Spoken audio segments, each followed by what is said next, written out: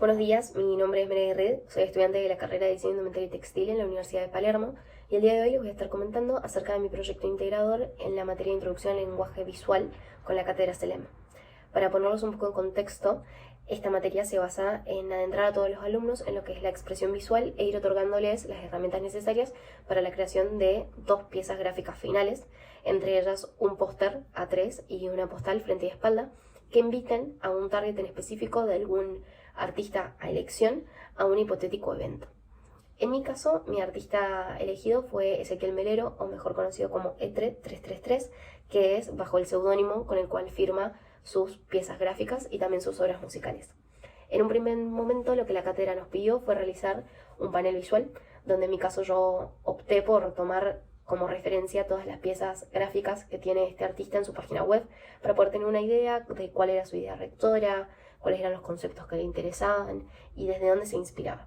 Una vez que tuve este panel visual, lo que pude hacer fue bajarlo hacia una lista de palabras claves que me iban a dar pie a poder tener y generar en mi mente signos, que son estas primeras imágenes que se nos vienen a la mente cuando estamos hablando de ciertas cosas, ¿no? En estas palabras claves yo nombraba, por ejemplo, su fascinación con esta idea del tiempo, del color, de la geometría, de la mutación y también del trance, del caos, de la armonía y sobre todo de la música, que es el nuevo rubro por donde él está indagando, ¿no? También cuando bajo todo esto a mis primeras imágenes,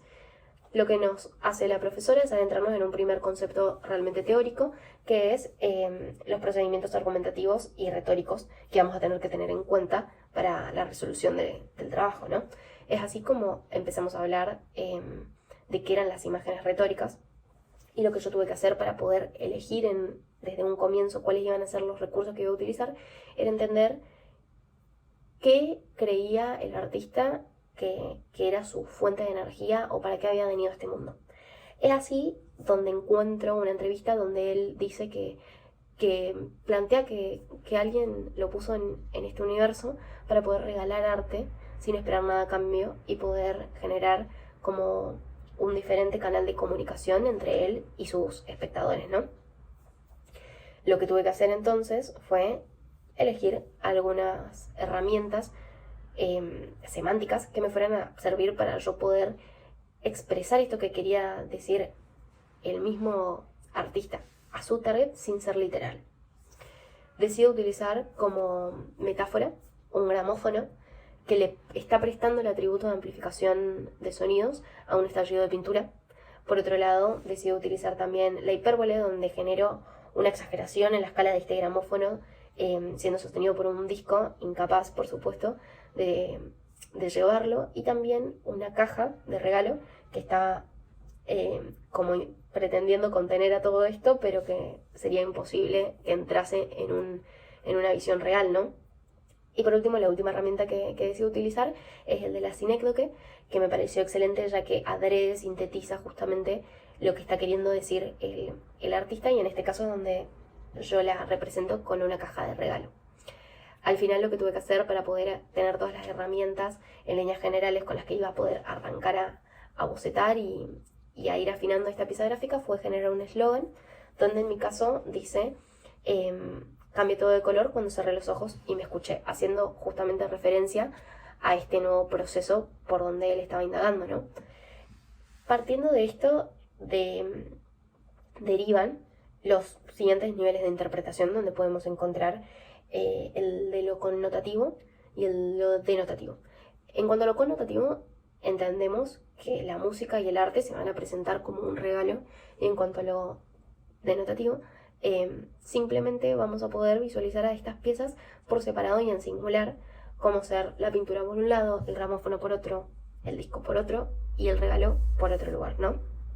Afinando cada vez más la teoría, llegamos también al concepto de la composición, donde vamos a estar hablando de una jerarquización estratégica de información dentro del soporte, en mi caso, visual, en el que se está presentando una pieza gráfica. En el caso de mi proyecto, existen diferentes requerimientos que tuve que tener en cuenta para poder generar algo estético y fácil de leer, y también generar perdurabilidad en la memoria, ¿no?, del espectador. Algunos de estos asteriscos, por ejemplo, son la jerarquización de la información con el tamaño de las formas y con las tipografías, además de generar una lectura de arriba hacia abajo con un eje vertical que le da este equilibrio a la persona que estuviera viendo la pieza. También existen diferentes formas que la van a definir como una pieza asimétrica y se presentan diferentes perspectivas, desde angulares hasta laterales, de cada una de los elementos que aparecen, ¿no? También se creó contrastes por la utilización en el espacio de estos elementos, contrastes por color y también contrastes por tamaño, por escala, es decir. Por último, en cuanto al soporte visual, se trabajaron texturas y tramas. En cuanto a las texturas, podemos encontrar, por ejemplo, el ruido que se presenta en el fondo, en vez de ser un fondo liso, violeta, tiene un detalle. También se presenta una textura representada en las pinceladas para poder dar lugar a esta idea de espontaneidad del arte. Y otra de las texturas que podemos reflejar es la suavidad que se puede notar en el raso de la cinta de regalo. Por otro lado, en cuanto a las tramas, podemos hablar de la ley de simetría de traslación que se encuentra explícita en el envoltorio del regalo con el 333, que forma parte obviamente del nombre de este artista, repetido cada 3 milímetros. Eso fue todo por hoy. Así es como se llevó a cabo la resolución de todo mi proyecto integrador en la materia. Espero que les haya parecido interesante y nos vemos pronto.